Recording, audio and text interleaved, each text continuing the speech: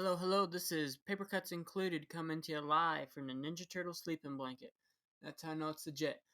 Today we're going to be starting a maybe once in a while series. I'm going to be calling it Manga Monday, which if you can't guess, we're going to be looking at a manga on a Monday. I might be doing this once a month, twice a month. There's just a lot to read in a manga like these. And this might be one of our longest videos. So that's why I'm saying maybe once a month, because I could see this definitely being a 40 to 50 minute video, and that's a lot for me to do right now when I'm planning, 3 weeks worth of videos at a time. Now, that being said, I'm going to love talking about this. This is one of my favorite mangas. I don't read mangas that much. I did a lot when I was in high school, but my college years, it kind of dropped off. But this is one of the few that I've stuck with. This and Akira that I've loved, and we'll look at Akira one day.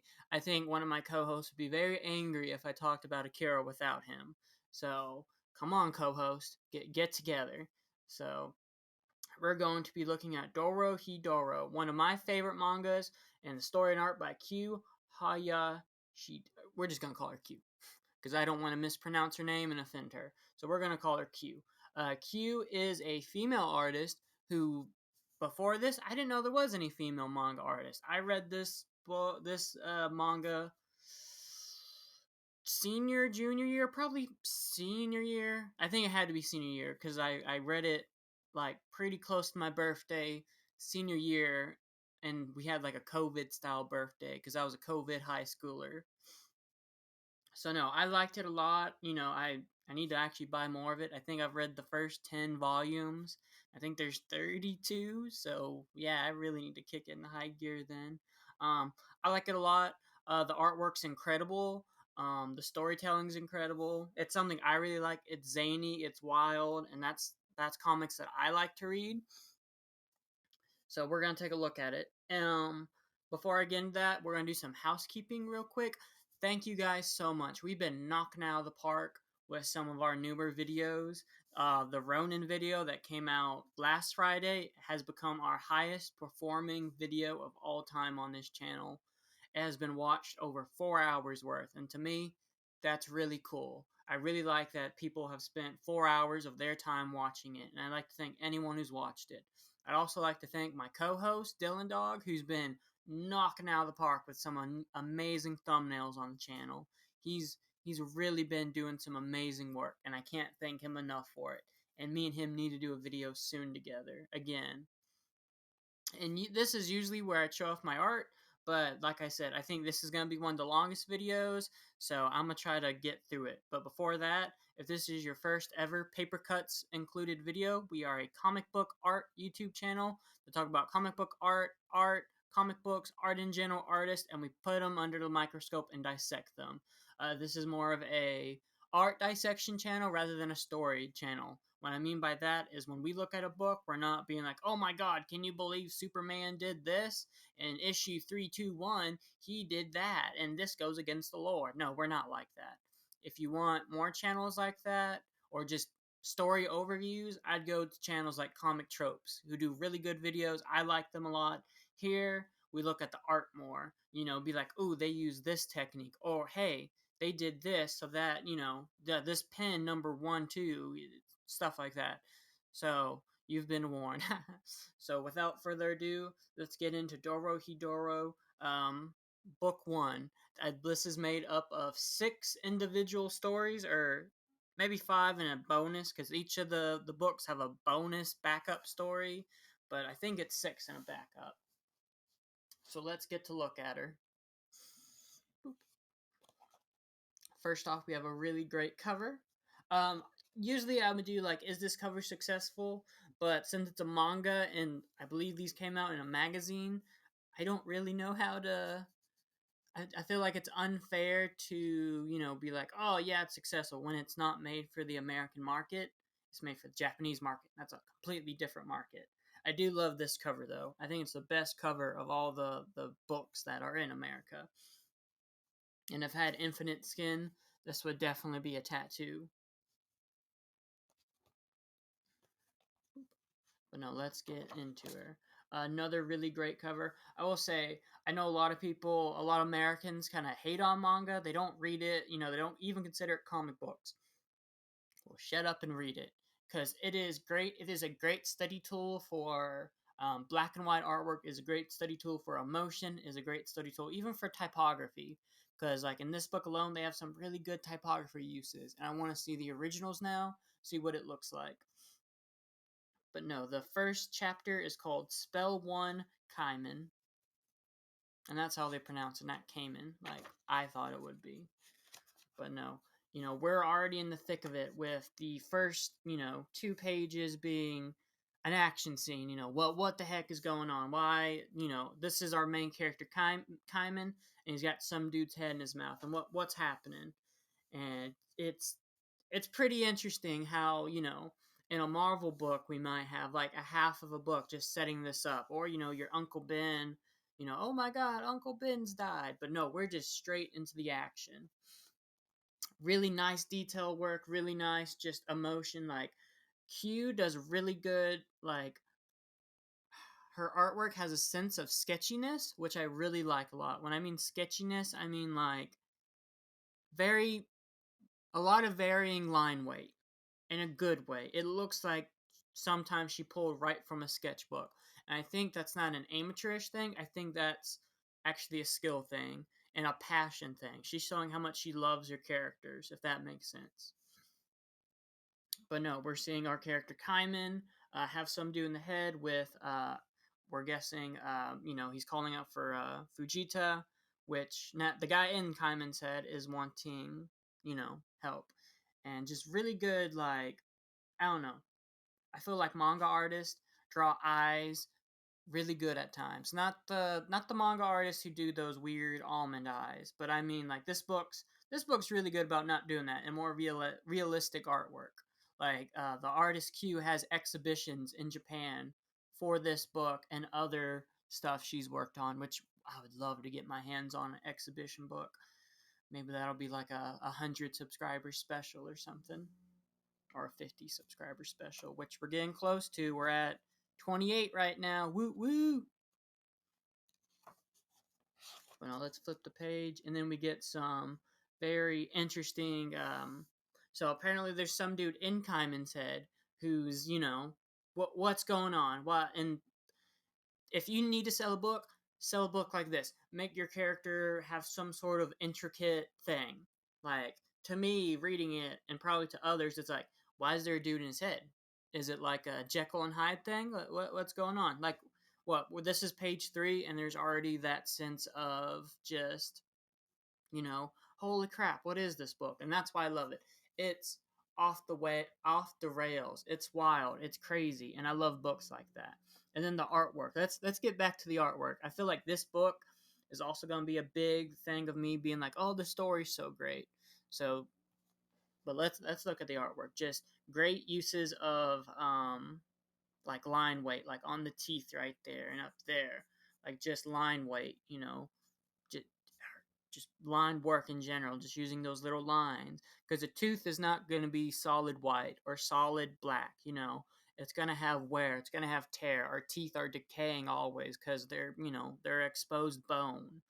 And that they're doing good at showing that by adding that line weight. And it makes it look more realistic. If they were solid white, I think it would take a lot from the overall composition and maybe even distracting, you know and adding that line work, I feel also makes it more primalistic looking instead of, because all the human do have those solid white teeth.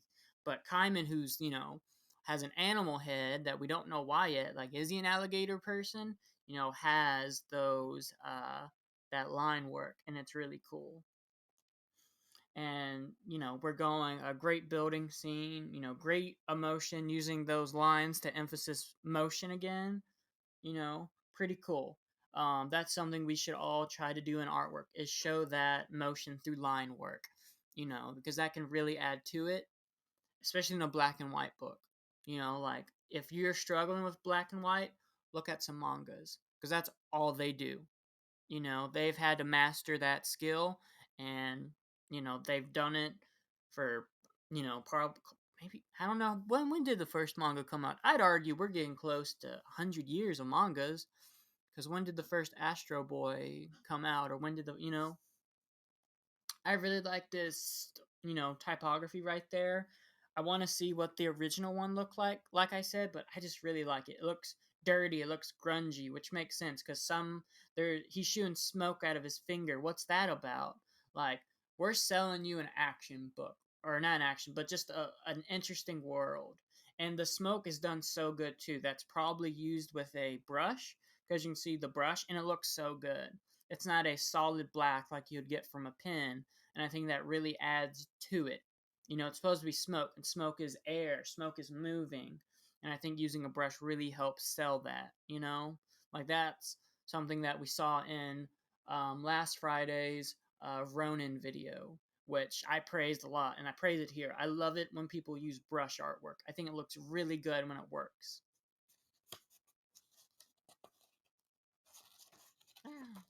No, let's see, like, again, more smoke, and it's so good.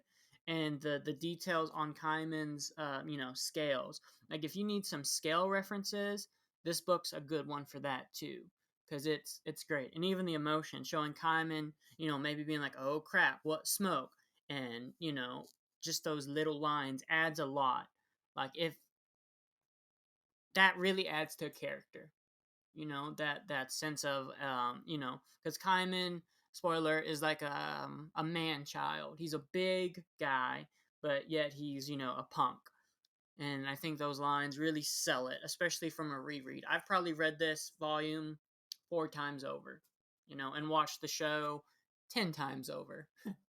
But it's really good, the line work, and again, that smoke with the brush, using varying tones too. The grays and the blacks look really good. I wonder if they used that drying or dyeing brush technique when you're using a brush that's losing ink, it's running out, so you get varying weights, you know. And just again, those motion lines right there, it looks so good. It adds to the smoke is dissipating. I think it works really good, and really good lettering right there. Like, I feel like ink work and lettering are going to be two of my biggest like, oh my god, it's good for this issue or this volume book. I don't really know what you call these, but no, it's really cool. And like I said, it has the anime eyes like on our character Nikaido, but not horrible. That's one of the reasons I kind of stopped reading manga. Is once I like turned 18, I was like, do I really want to, because a lot of mangas I feel like over sexualize characters, especially female characters, and it felt weird looking at it as an adult about books about like 13-year-olds, 14-year-olds, like My Hero Academia, or you have a main character whose gimmick is she's nude all the time, and it was like, no, this doesn't feel right reading. But this one doesn't do that, at least from the parts I've read, and that's why I like it. But no, some more good, some character building moments that Kaiman tries to talk, and it's funny because he can't, no one understands him because he's got someone in his mouth, and so he can't understand a word, buddy. And just showing the really good emotion, or the gimmick, the really happy-go-lucky Kaiman, and the tired composition of Nikaido. And that's something manga's good about too, is character growth, or character, like, you got your tired archetype, your happy archetype, and if you're struggling with like making your characters stand out, maybe look at mangas, and that could be your really good reference, because manga artists, I feel like, do really good about that. Another really good panel with Kaiman's head, and I think his name is Matsumura. She was gonna make that a black background, and put a white outline over the characters' heads. Really adds to it. That's something I've never thought about doing, but I have to now. I want to see how that turns out. You know.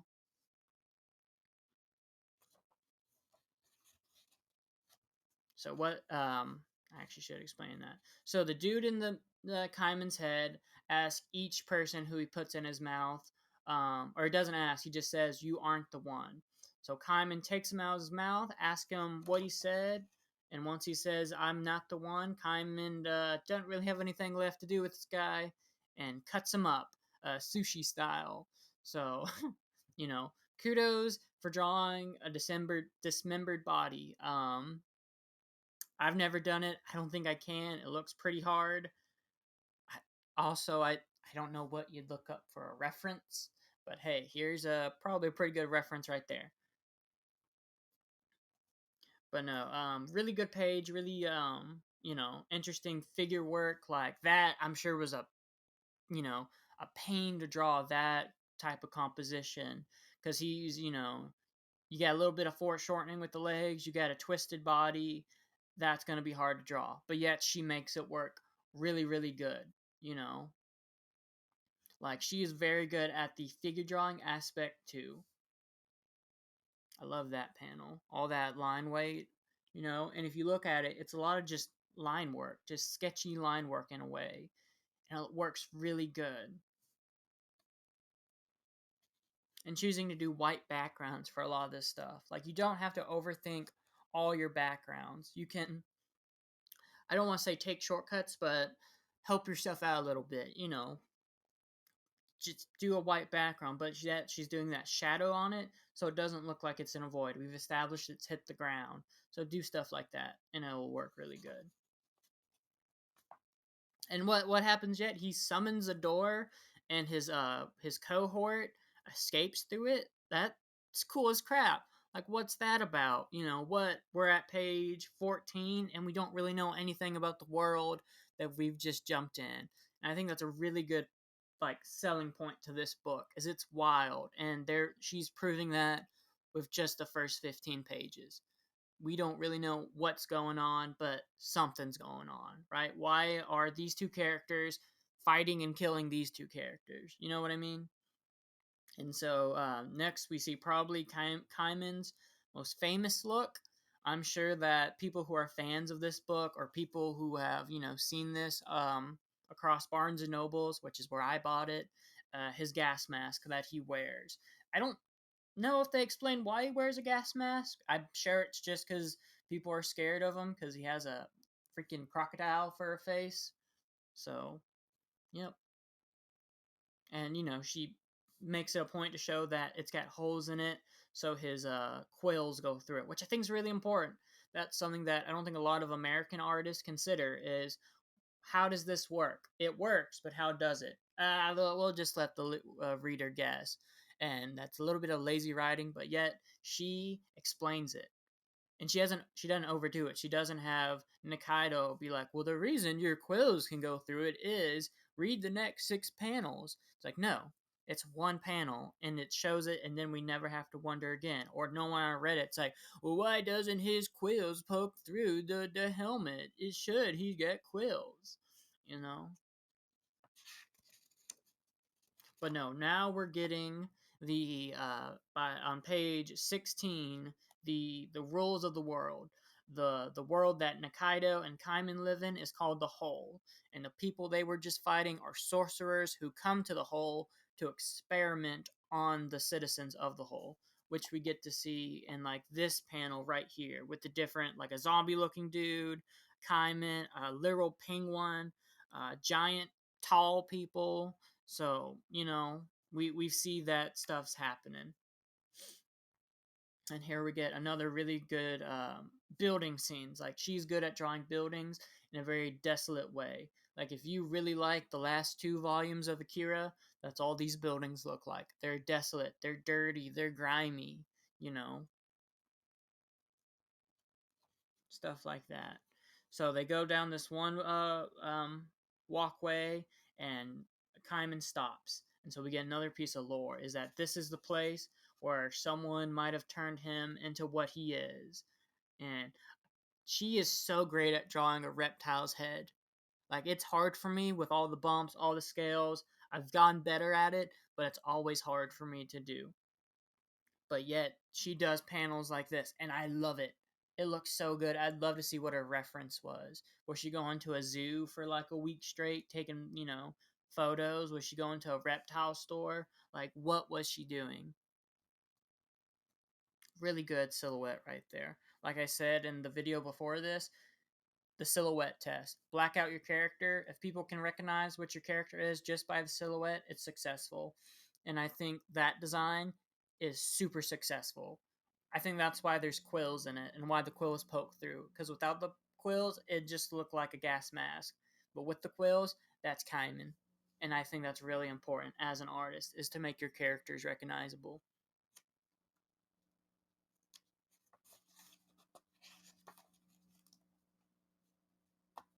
But now we're getting that this camaraderie that we see Kaiman have a pretty crappy moment.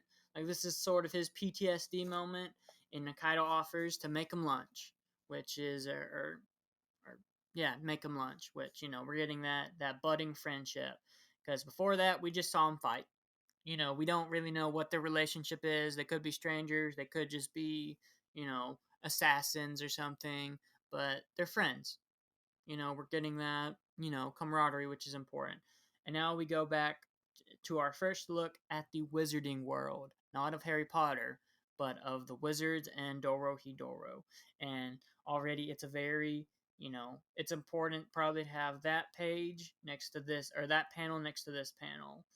That very pattern-esque design. It's not as dirty. This is so much line weight versus this one, which is very light line weight, and I think that's, really important to show that it's a fantasy world. This is the dystopian world, this is the fantasy world, and what's going on. Um, Fujita's, for some ritual, praying for his friend's rebirth by dropping an egg in it. And we get to see all the different sorcerers right there, right? And they're all wearing a mask or something, which is pretty cool. Like, what's that about, And now we get to see my favorite character in this entire series, In. I love In. I love his design. I loved his actor or his voice actor in the anime.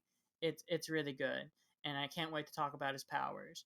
And also another really good silhouette, the hunchedness, the the spiky hair. Although some people might think that's Goku from a silhouette, but I think it's good. Surrounded by probably his most important characteristic, mushrooms. Another thing that the artist probably did a lot of references for was the mushrooms. So what's going on? Well, we're we're meeting probably one of our big antagonists for the books, and talking about how setting up that conflict. Yeah, Fujita's coming and telling about how his partner got killed, and you know and it's like, nope, you're not going back there. You stay here. I'll come up with a plan, and talk about how bad the hole is, which is where Kaiman and Nakaido live. And I think the next is the last page. And what is it? It's that camaraderie of, um, you know, Nakaido making food for Kaiman, and they're all happy, they're all smiley, which is a big difference from the very serious look of our antagonist, which I'm sure was done on purpose to conflict with they're even saying tomorrow we'll find him and kill him. Like, that's important. It's subtle, but it works for your characters, right? So think about doing stuff like that in your artwork. You know? Man, we're already at 20 minutes. I might just do this and the next chapter, and we'll call that a video, because I don't know how much storage my phone has, because I film all of these on my phone. So, but we will, maybe this will be every other Monday. I'll look at the next two. So let's go to Spell 2, Hungry Bug. And another good, showing off Nikaido, showing off kind of what's going to happen in this book. I never noticed her skateboard was the Hungry Bug. That's the restaurant she owns and, works.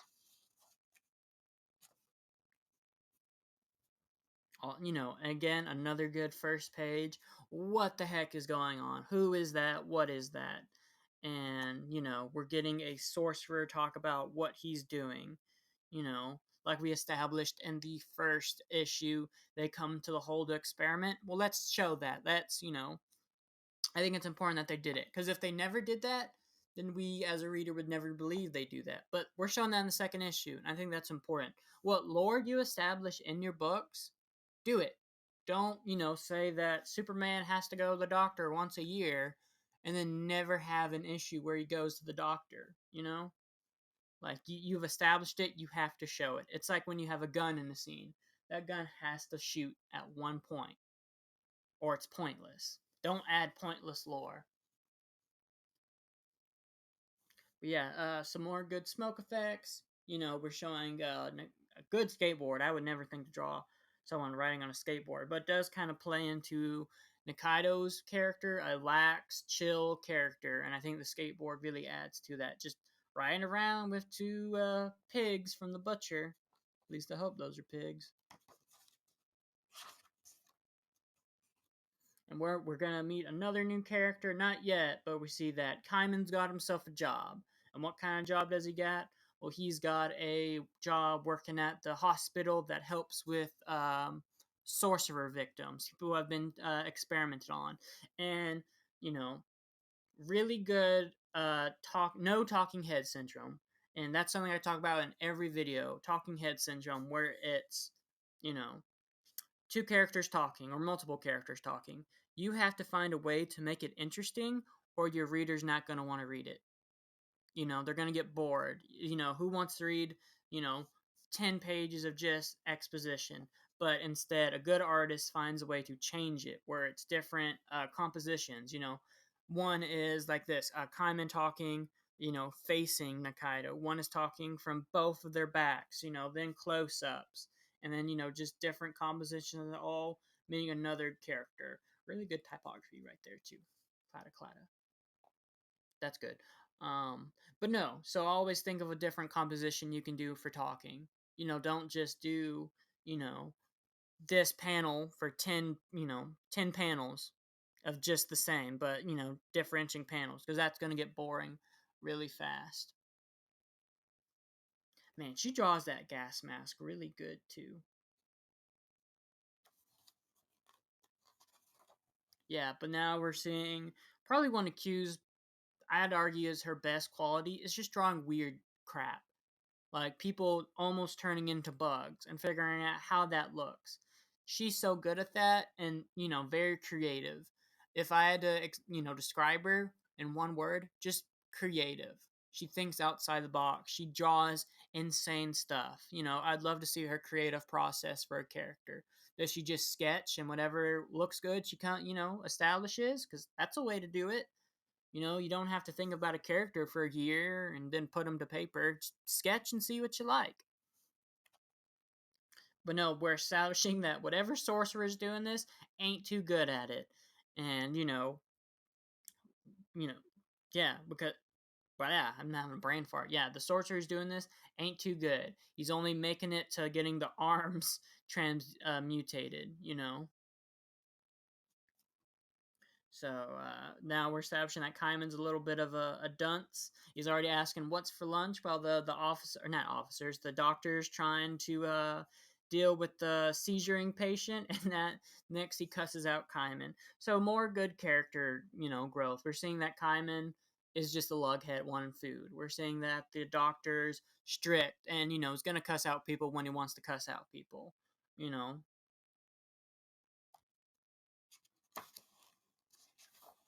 Well, we're getting next Nikaido walking down. More good, building scenes and really good typography.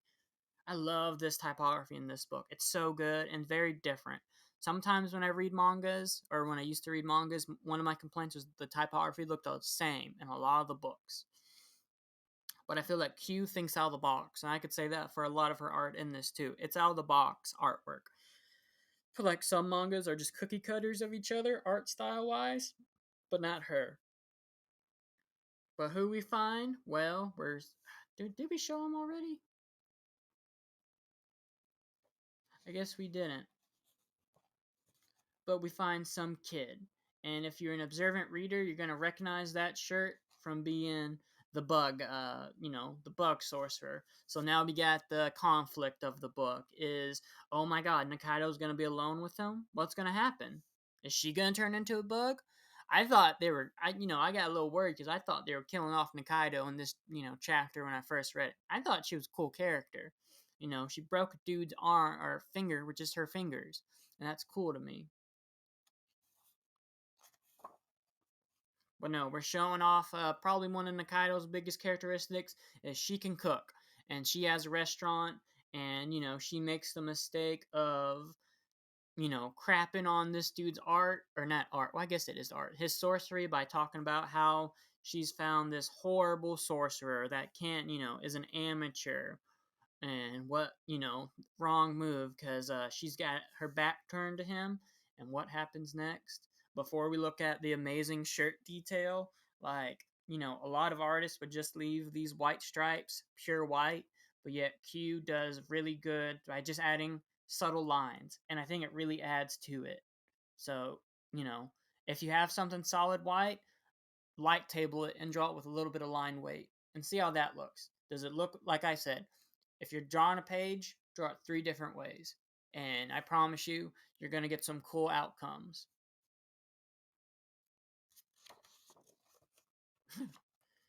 So yeah, some more really good smoke effects. Like I don't know, I just really love really good pen work, or not pen work, brush work, and that's what the smoke is. And just good compositions too with the hands. Like that's such a good hand. Like I've taken enough figure drawing classes to know that that's a that's a reference hand. That's that's one of the first hands they want you to draw. And a lot of people don't. They mess it up, but she does it super good. And that's one of your best reference tools is you got 2 hands. Well, some of you might have 2 hands, some of you might have 3 hands. Put your first 20 minutes of your warm-ups, or maybe first 5, draw your hand. Do it in some weird positions. Do a thumbs up, peace, kiss symbol. Just try it out, and it'll get better at it. Like I said, it takes 1,000 hours drawing to get better. And then another really good, he's supposed to be a young boy, and I think this composition really adds to it. He's jumping in the air, he's excited, turn into a bug. I think it really works that he's a younger guy, and we even got Doom as the lettering, which is really good. A young Doom, if you will. I think that really adds to the character, and we're already seeing Nikaido start to transform into a bug. Really good lettering right there too, with the vump vump vump, with her turning into a bug. You know, it's really good. These 2 pages. These are probably some of my favorite pages from these earlier chapters. And what we get next? We get Fujita coming with his master plan that he talked about in the first issue.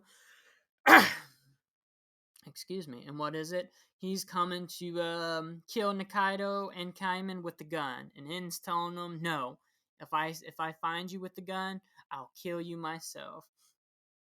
And this is a pretty important 2 pages. They didn't have to include this, but we're showing that In's a powerhouse in this story.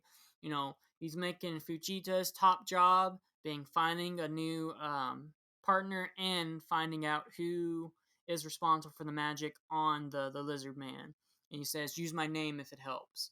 So we're establishing that In is a big dog in this world, which he is. And it's important to establish that early on. It's, because I feel like if they try to do it later, it wouldn't be as genuine or organic. It'd kind of be cheap. Whereas we do little things here, like saying, drop my name, and I think that really adds to it. And the door is locked. No one can come in or out, because that's the way they get into the hole, is they go through these doors. And that might be a little troublesome for one little bug dude. I think this is one of the most drawn or reproduced pieces of art is this panel right here. I feel like I see it every time I go to a con now, which is cool because for a while this book was kind of a black sheep. Like no one really talked about it. It was very like the true essence of a cult classic. Is people who read it loved it, but I feel like now it's probably pretty popular and it has a community. It's not as like scarce as it was. But now we're seeing Kaiman comes to the Hungry Bug and finds Nikaido's not doing so hot, you know. And doing that line weight below her eyes really sells it too. And all that line work on her arms. Like don't make things solid white if you're doing a black and white book. Add some line weight and it'll really add to that artwork. But no, what we got here, the Bug Boy is relishing his fact. You know, he probably thinks he's invincible now and just a tough SOB after turning this, the Nikaido taken for granted. With a really good, Kaiman's just being super chill. Oh God, look at you, Nikaido. Very subtle. And then angrily, he ate all my gyoza. Like his true priorities. And this, that smug look as he's about to summon a door. And probably my favorite panel in the entire book, Kaiman taking off his mask. Like that'd be a good reference photo too. Like I'm sure Q had a reference photo of someone taking off a gas mask like that, because I wouldn't think how to draw someone taking a gas mask off that way. But yet she does it really well, and a really good body drawing right there. You know, and just some more good artwork with the smoke effects, showing from this tough panel of the kid, where, thinking he's invincible. He just took down this lady to, oh crap, even showing his mask kind of, with the drippy effects. You know what I mean? It just looks really good with the smoke in this page too, and even Kaiman's head poking out over the gutter, and that looks really good. Like, be really creative with your compositions. Don't just do straight gutters. Like, think out of the box, because it can really do something really cool to your artwork.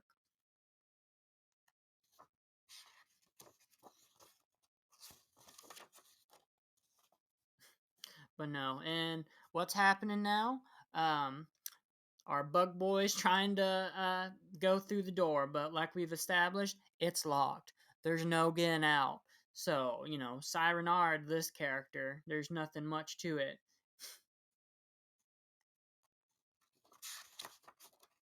Yeah, and a really good.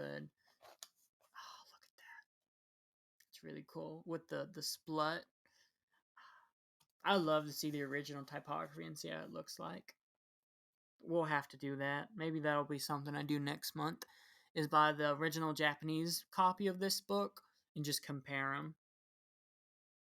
Yeah, and how do we end this book?